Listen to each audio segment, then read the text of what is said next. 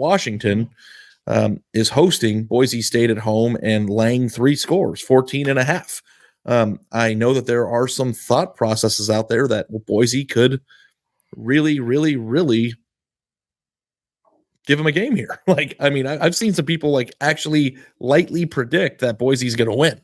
And I know that you're high, Chris, on Boise, right? Do you think they're going to be a 9-10 win team this year? What are you doing in this game? This is my second biggest game of the week, other than Florida State, LSU. I am fascinated in this game. I am fascinated as somebody who picked Washington to go to the playoff, as I did. But I also think Boise State has a real shot to be the top group of 5 team. Boise State might be back, and I don't think people noticed because they started 2-2 last year. Quarterback goes in the portal. They fire the offensive coordinator. They lose to UTEP. It's a disaster. Well, they changed things up after that, and they go 8-0 in Mountain West Conference play. They play in the conference championship game, lose to Jake Haener and Fresno State, win their bowl game. So, they really turn things around on the back of Talon Green. Remember that name? He's the quarterback now.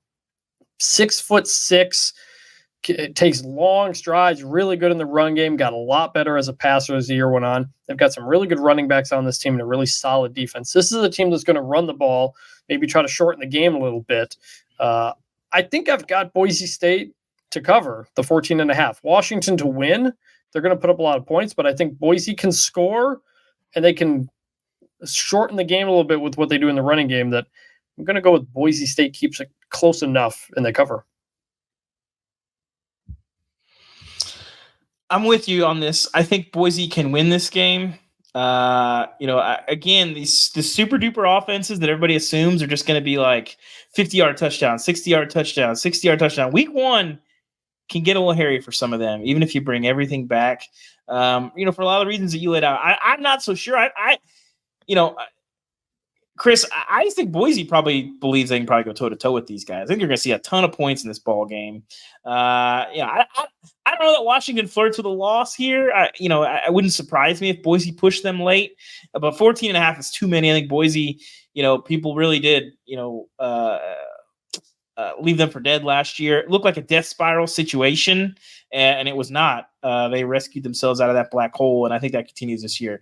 So yeah, I'll take Boise in the points for sure here. I don't know if I'm just a hater drinking Haterade, but I just am fading Washington this year. And everybody thinks that they're going to be really, really good. I like Boise in the spot. I think it's a tough opening opponent. I will say that nobody throws a prettier pass than Michael Penix Jr. Trust me, I think it's gorgeous, but I just don't know if the sum of what this team has on it, on its roster and what they've, added and subtracted in the year off, automatically turns them into a playoff team. Especially with the tough Pac-12 this year, I just don't see it. And I know that it's not relevant to this game, but Boise State can run the football. They can shorten the games if it takes some time for them to all get on the same page and they have some, tough spots there offensively in the first game. That Boise State could be in this game in the fourth quarter. So I like taking the points here too. Are they going to play for a statue of Chris Peterson, by the way? They should. Yeah. I mean, speaking of things Indiana Who do you think? Kalen DeBoer, the former OC, and Michael Penix, the former quarterback. Indiana could use that right now. Yeah. Yep. Do you consider Peterson to be who's the first school that comes to your mind when you think of him?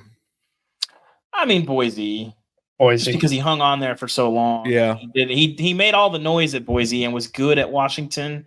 The playoff was no slouch there, but at the end of the day, so many people tried to pry him away from Boise, and he did so many great things there that for me, it's still Boise.